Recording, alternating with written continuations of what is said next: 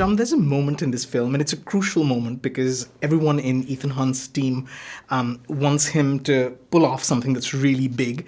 And there's a throwaway line of dialogue. It's an innocuous little line that you say, which I feel represents your attitude to the audience for over 35 years. You say, "I won't let you down." It's true, isn't it? I feel like you've had this relentless commitment to entertain, to put the audience's enjoyment over everything else. Whether it's whether it's the commitment to IMAX, whether it's doing your stunts yourself, films like the Mission Impossible movies that are really a ride.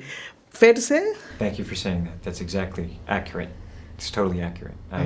Because I'm an audience first and foremost, and I respect that, and I want to deliver every time, no matter what kind of film I'm making, whatever genre, or, I'm thinking of that audience when they're seeing it, and I think about the experience that I want them to have.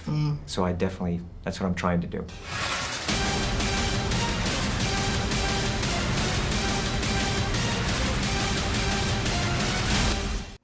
Tom, the first Mission Impossible movie that you made in 1996, 22 years ago, it was also the first time you produced a movie. Yes, you're absolutely right. Were you thinking of it as a franchise when you set it all up, and do you have memories? Yeah, I do, very much. Well, first of all, when I decided to do it, everyone was like, "What are you doing? A TV series? What are you thinking?" Like my friends and different people, like, "What do you think?" I was like, "Guys, just, everyone's like, has their opinions about it." I was like,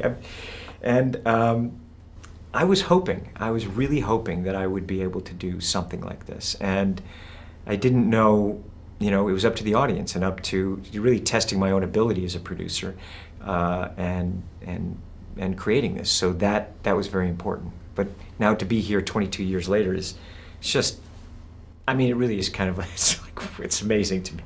It's really amazing to me. Sure. Tom, one of the things that the fans have come to love in these movies are the stunts, the action, because you do them yourself, and they really raise the bar each time. In this one, of course, you do several things. You fly a helicopter into a ravine.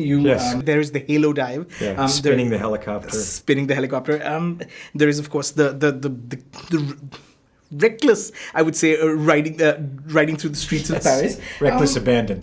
When you're deciding what to write into the movie in terms of stunts, what are the boxes you're ticking? Can I do this myself? Will it look good? But will I survive? Yes. Are we raising the stakes? All of those. Right. Are we raising the stakes? What is the story?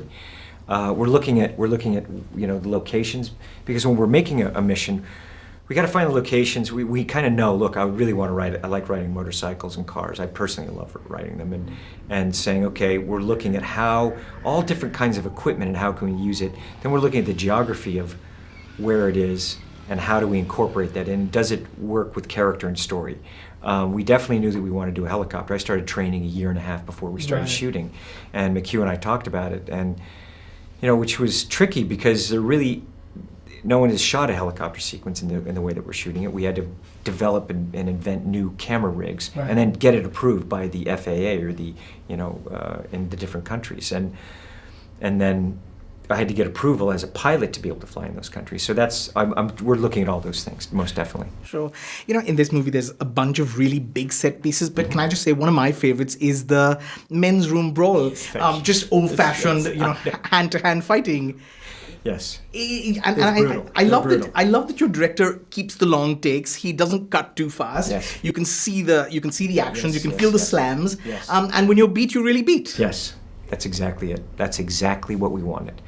And McHugh, that's the things we talk about, and that sequence, what it needs and how it's designed so that we're holding in these longer takes. Right. And Henry Liang, who plays that actor, he is a world champion wushu fighter, and he's someone that I actually met. He was Emily Blunt's stunt double on Edge of Tomorrow. Right. And that's when I first met him. And a tremendous athlete, but we also knew that when we were doing it, it's going to be three men going at each other. It is bone bruising. No one was walking away from that. We were all limping and pretending not to, okay? No one would admit that they were hurt. Not one of us, you know what I mean? But I'm telling you, later on, Henry and I were talking, I was like, oh man, he's like, son of a bitch, that was a tough fight. You, of course, shattered your ankle doing that jump. Yes. What's going through your head when the ankle hits the surface? I knew instantly it was broken. Yeah. I was like, oh. I was like saying words I won't repeat on television in my mind. And I just, you can see me, I looked down like, ah, and I knew I had to get past camera to get the shot. So I climbed up and got past limp packs. That is the shot. And it's in the movie. And I said, guys, take me over to the other side. I have a tent where I warm up. It takes me a couple hours when I'm doing stunts. I'm training every day or warming up. So I go in the tent. And so I was like, I called McHugh and I said, sorry, but you know, my friend, my ankle's broken. And I was thinking how I just wanted to get to the hospital, check it out, and then get back to shooting as fast as possible. Right. It took a while. Finally, Tom, I have a complaint. You know, Please. On Ghost Protocol, Yes. A chunk of that film is set in Mumbai, but you shot in Vancouver and Dubai to resemble Mumbai. Yes.